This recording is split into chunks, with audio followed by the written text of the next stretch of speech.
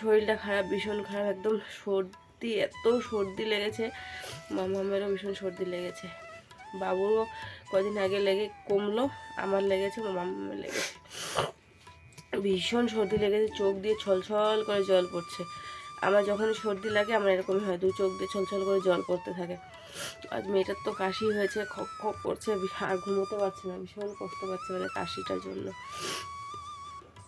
ব্লগটা শুরু করেছিলাম অনেক সকালে, তখন বাজে প্রায় 9টা, তখন ব্লগ শুরু করেছিলাম, কিন্তু কন্টিনিউ করতে পারিনি, একদম ভাল লাগছিল না। সেই জন্য খেয়ে দিয়ে মামামকে নিয়েই শুয়েছিলাম, ঘুম পাড়াচ্ছিলাম, ঘুমোচ্ছিল না, যেই ঘুমটা ধরে কাশিতে উঠে যায়, আর ঘুমোতে পারছিল না, উঠে যাচ্ছিল বারবার। তো এই যে এখন গিয়ে একটু শুয়েছে, আর আমি এই যে ডালটা বসালাম, স্নান করব, স্নান করে তারপরে হলো রান্না করব। আর কি গরম লাগছে, বাপরে বাপ, করে একটা রোদ, গরম লাগছে, মুখ টুক দেখো ঘেমে যাচ্ছে, আমার এত গরম লাগছে। আজকে মাঘ মাসের ক তারিখ? আজকে হলো মাঘ মাসে 28 তারিখ। দেখো তাতেই কি গরম। কাল হলো গণেশ পূজা, পরশুদিন সরস্বতী পূজা, ভীষণ গরম লাগছে এখনই, আর দুদিন পরেই রয়েছে। বাপরে বাপ, হাওয়া হাওয়া দিচ্ছে হালকা হালকা, কিন্তু গায়েই লাগে না হাওয়াটা। মাঘ মাসে এত কড়া রোদ দিয়েছে না, মানে বলার মতো না। তো চলো তোমরা আজকে ব্লগটার সাথে থাকো, দেখতে থাকো, আশা করছি তোমাদের আজকে ব্লগটা ভালো লাগবে। আর এক জায়গায় যাব, কোথায় যাব, কি যাব, সবটাই তোমাদের সাথে শেয়ার করবো। তো চলো তোমরা কন্টিনিউ দেখতে থাকো।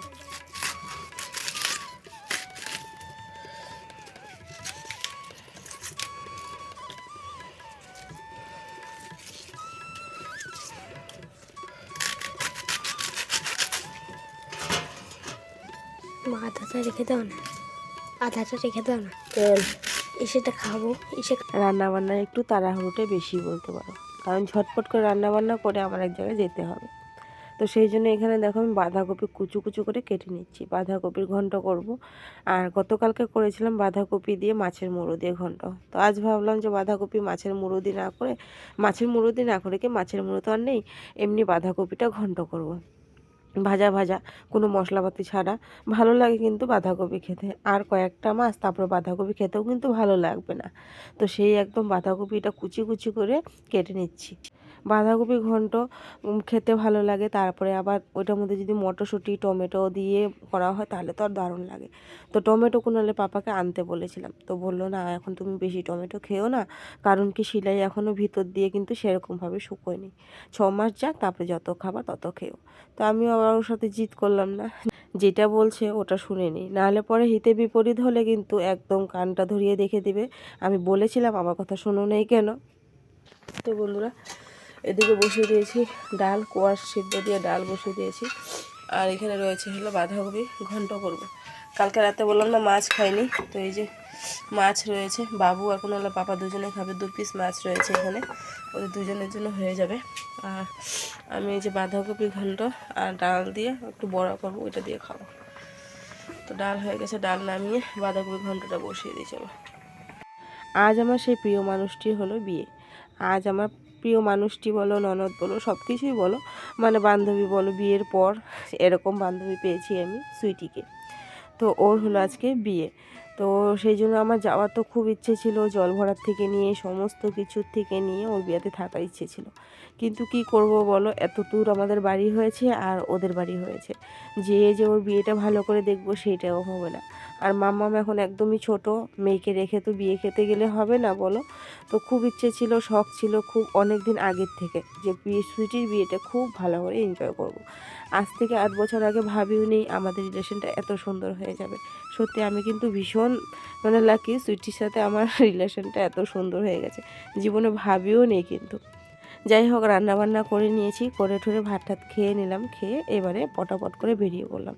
এই জায়গাটা ভয়েস দিতে হচ্ছে, কারণ হলো এই জায়গার সাউন্ডটা জানি না কেন ফুট করে দেখি অফ হয়ে গেছে। আমি ভিডিও আপলোড করছিলাম তো কুনালে পাপার মোবাইলে ফোন করেছিলাম, সেই জন্য বুঝি সাউন্ডটা অফ হয়ে গেছে, আমার খেয়ালই নেই দেখো তো।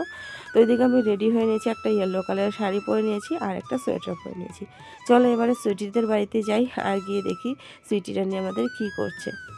চলে আসলাম সুইটিদের এখানে, এসে দেখি ও একদম সাজার সমস্ত জিনিস নিয়ে বসছে। ওকে জিজ্ঞাসা করলাম সুচি তো সমস্ত জিনিস একটু শ্যুট করছি। ও কিন্তু জানে আমি ব্লগ করি আর আমার ব্লগও প্রতিনিয়ত দেখে, তো সেই জন্য ও বলছে ঠিক আছে শ্যুট করার আছে করো। আর এদিকে ওকে দেখো খুব সুন্দর করে আই মেকআপটা করানো হচ্ছে।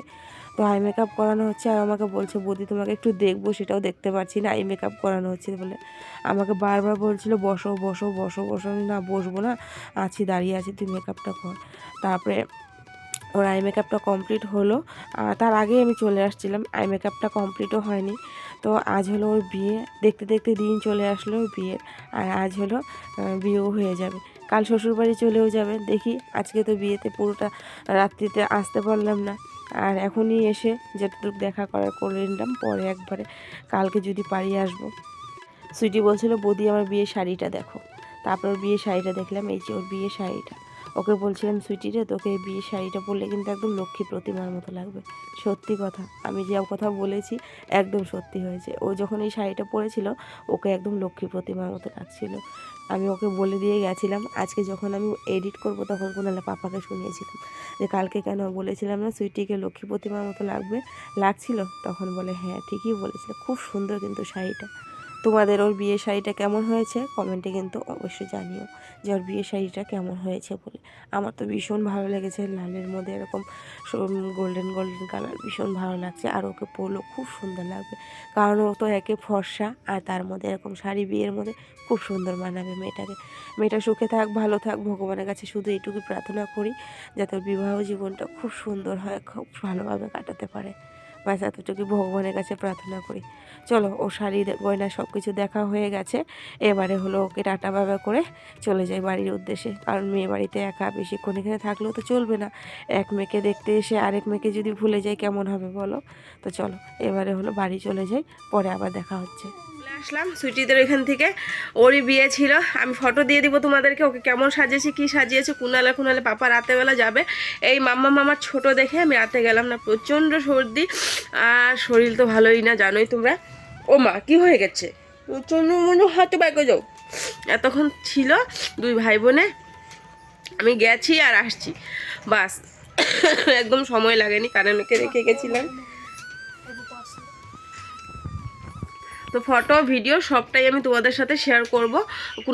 কুনাল যাবে আর ও রেডি হয়ে আমাকে ফটো পাঠাবে বলেছে, যখন পাঠাবে আমি তোমাদের সাথে অবশ্যই ফটোটা শেয়ার করব। তোমরা দেখো ফটোটা সুইটিকে কেমন লাগছে সাজতে, বিয়ের কোণে কেমন লাগছে ছুটি পিসিকে। আর ভীষণ খারাপ লাগছিল, কারণ অনেক দিনের আমাদের রিলেশন, অনেক দিনের, প্রায় বাবু যখন 2.5 বছর তখন আমি বয়স, তখন থেকে আমাদের সাথে ওর সাথে চিনা জানা, আজ 8 বছর হয়ে গেল আমাদের পরিচয়ে। বাবুর 10 বছর আর 8 বছর, ও বাবা 8 বছর হয়ে গেছে আমাদের রিলেশনটা। ভীষণই মানে খারাপ লাগছে, ওর বিয়ে হয়ে যাবে ভীষণ খারাপ লাগছে। ওনালে বাবা তো বলছে যে তোমার এক বান্ধবী চলে যাবে, তোমার কিরকম লাগছে। ও আমাকে বলছে, আমার এত খারাপ লাগছিল আসার সময়, মানে ভীষণ খারাপ লাগছিল। ওর হলো কি বলে বিয়ে বলে, যাক ভালোই হবে, বিয়ে হয়ে গেলে ভালোই, কারণ হলো ওদের না মা আছে না বাবা আছে, কেউই নেই, আর জ্যাঠা জেঠি ওরা আছে, মাসি ঠাসি মেসু টেসু এরা আছে। তবুও তো দুই ছেলে মেয়ের ভালো থাক, আমি তো সকল কাছে শুধু যাতে প্রার্থনা করি যে ও যে নতুন জীবনে পা দিচ্ছে যাতে ও ভালো থাকে সুস্থ থাকে, আর তোমরাও ঠাকুরের কাছে প্রার্থনা করো ওর যাতে বিবাহ জীবনটা খুব ভালো হয়। তো আমাকে বারবার বলছে বৌদি তুমি রাত্রে আসবা কিন্তু, বৌদি তুমি রাত্রে আসবা কিন্তু। আমি কি গিফট নিয়েছি তোমাদের সাথে শেয়ার করিনি, কারণ আমার ইচ্ছে ছিল ওকে সোনার কিছু দেওয়ার, কিন্তু আমি দিতে পারিনি। ওকে 2.5 প্যাচের চুটকি আমি ওকে গিফট করেছি, আর হলো মানে দেওয়ার ইচ্ছে ছিল আমার ওকে সোনার কিছু আংটি হোক বা নাকের হোক কানের হোক কিছু একটা দেওয়ার ইচ্ছে ছিল, কিন্তু এখন আমার একদমই মানে সামর্থ্য নেই দেওয়ার মতন, সেই জন্য যা পারলাম আমি ওকে দিলাম। ওটা উড্রো থাকলে আমি ওকে পরে কিছু একটা দেবো। তো যেহেতু বিয়ে সেই জন্য আমি চুটকি দিলাম ওকে, 2 পায়ে 1 জোড়া চুটকি বানিয়ে দিয়ে আসছি। সকালেই অর্ডার দিয়েছি চুটকির জন্য, ওর বাবার বন্ধুকে ও সঙ্গে সঙ্গে রেডি করে পরে হলো আমাকে এই যে দুপুরবেলা দিল, পরে আমি গিয়ে দিয়ে আসলাম। রাতেরবেলার বাবা ছিল দুজনে যাবে, গিয়ে বিয়ে খেয়ে আসবে, আমি যাব না, কারণ কি বললামই তোমাদের ও ছোটো আর এত দূর বাইকে 3 জন 4 জন মানুষ যাওয়া যায় না, সেই জন্য। তো যাই হোক মানে দেখ আই মেকআপ করছিল আমি যখন গেলাম, আর সমস্ত জিনিস তো তোমাদের দেখালামই যে কি কি মানে কি কি হলো বিয়েতে নিয়ে সাজতে বসছে কি কি নিয়ে। আর ওকে ওই শাড়িটা পরলে কিন্তু দারুণ লাগবে দেখতে। তো ওই শাড়িটা পরে ওকে বলেছি ফুল লুকটা তুই আমাকে শেয়ার করিস, তোকে কেমন লাগছে। বলছে ঠিক আছে, তোমরা দেখে বলো কেমন লাগছে কমেন্টে অবশ্যই। বন্ধুরা এখন যাচ্ছি হলো দোকানে, সন্ধ্যে চা খাওয়ার জন্য কিছু নেই ঘরে, তো চাপাতিও বাড়ন্ত, চাপাতি আনতে যাব, আর হলো সাথে বিস্কুট নিয়ে এসে এই দোকানেই যাব। এখানেই আমাদের ঘরের সামনে, এই যে দেখো আমাদের এই রাস্তা দিয়ে গেলে ওই যে দেখতে পাচ্ছ হলুদ রঙের ওইখানে দোকান, তো ওখান থেকেই নিয়ে আসবো। সামনেই বাবু থাকবে ঘরে, আর আমি পটাপট গিয়ে নিয়ে আসি। চলো দোকান থেকে বিস্কুট আনবো 1 প্যাকেট, আর হ্যাঁ হ্যাঁ আর বিস্কুট আনবো 1 প্যাকেট, আর হলো চাপাতি আনবো। তো চলো দোকানে যাই। দোকান থেকে চলে আসলাম বাড়িতে, এসে দুপুরবেলা ভাতই খাইনি ভালো করে, একদম একদলা ভাত নিয়ে খেয়ে তাড়াহুড়ো করে মামামকে খাইয়ে দিয়ে চলে গেছিলাম। ভীষণ খিদে পেয়ে গেছিলো, দোকান থেকে নিয়ে আসলাম স্টার চানা এনে একটু চানা খেলাম। আর এখন এত খিদে পাচ্ছে না, তো ওই যে আমি দেখাচ্ছি তো, এই যে এই পাঁপড়গুলো নিয়ে আসছি,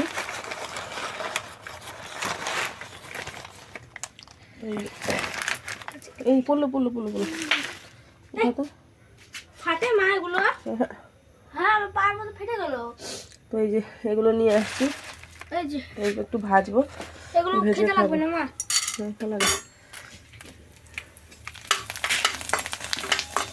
বাবু কোনোদিন খায়নি, বারবার খালি মা ভাজো এরকম করছে।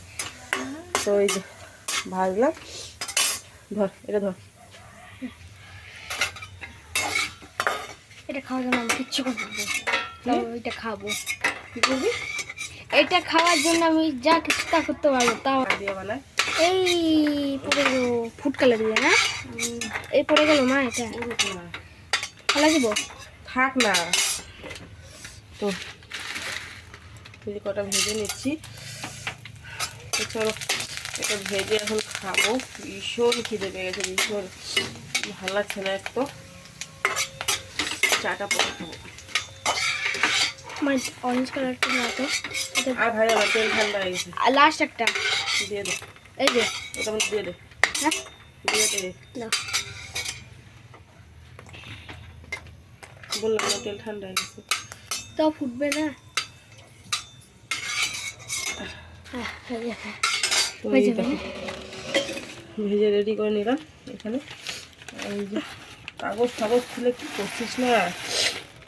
তো বন্ধুরা এদিকে ওরা বাবা ছেলে দুজনে রেডি, মেয়ে তো কি কান্না, ও যাবে ওর পাপার সাথে সাথে, ওই দেখো একদম কোলে উঠে চুপচাপ, এখন কোনো আওয়াজ নেই। এতক্ষণ কি কান্না, একদম চিল্লি হুলুস্থুল, আর এখন কোনো রকম কান্নাকাটি নেই। হাত মোজাটা কি করলি আবার? যাবি, তুই যাবি? হ্যাঁ, সুইটি পিসি কে তা তো চিনেই না। সুইটি পিসিটা কে? যার বিয়াতে এত যাওয়ার জন্য সবাই পাগল, তাকে তো চিনিস না? যা বিয়া খায়গা। তোরা দুজন যাবে, এখন যাক। আমার ওদিকে ভাত হয়ে গেছে, ওকে দেখি ঘুম পাড়ানোর চেষ্টা করি, যদি ঘুমায় তাহলে হলো ব্ল্যাকিকে খাওয়াবো আর আমি ভাত খাবো, আর যদি না ঘুমায় তাহলে ওরা আসার পরে খাবো। তো চলো এদিকে যে বাবু দেখো রেডি।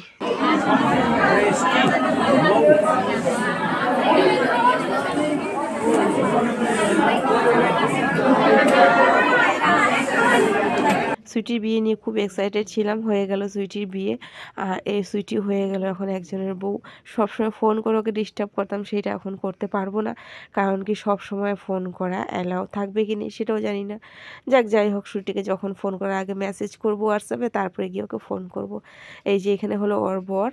কুণাল পাপা ভালো করে ভিডিও শ্যুট করতে পারেনি বরকে, তো আমি ফটো অবশ্যই দিয়ে দিব, তোমরা ফটোতে দেখে নিও ওর বউকে, আর দুজনকে কিন্তু সুন্দর লাগছে। এই যে দেখেছো বরটাকে একটু মুখটা ঘুরিয়েছিল, কিন্তু দুজনকে ভীষণ ভালো লাগবে। মা মেতে রয়েছে ঘরেতে, আর বাবা ছেলে দুজনের কাছে বিয়ে খেতে। চলো ওরা বিয়ে খেয়ে আসুক, তারপরে আসছি আবার। তো এই হলো আমাদের সুইটি রানী, আর এই যে কুণালের পাপা, সুইটির বর, আর সাথে রয়েছে আমাদের বাবু। দুজনকে কেমন লাগছে কমেন্টে অবশ্যই জানো। আজকের জন্য টাটা, বাই বাই।